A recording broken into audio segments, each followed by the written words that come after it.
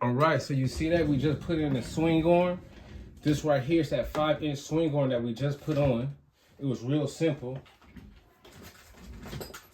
We just need this 10mm alley key and just tighten up these bolts. Bam, and it just went right on. Real simple and easy, it just bolt on. This is real nice. It's a beautiful little piece. Yep, it's real nice. Yep, so I just got through grinding off the little battery holders right here. I grind those off, you know what I'm saying? So I can make space for the battery. I don't know why this one didn't have the ones that was bolted on there. This one had the ones that was already mounted on there or something like that. So I got those off. Now we got the room for the battery.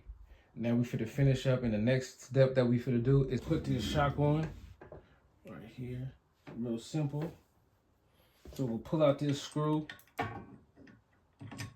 it should slide right in. You see that it's perfectly snug up in there. Then we put these washers on there, on the end.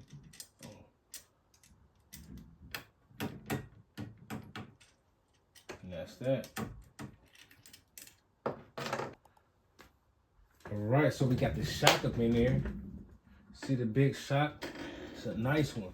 This is a 1,000-pound shock. And so you see it's real stiff. I can't even push it down. So it's good. So we got that in there. So the next thing we're gonna do is we'll put on the forks. Put on the forks next. All right, and it's looking good already. It's looking good.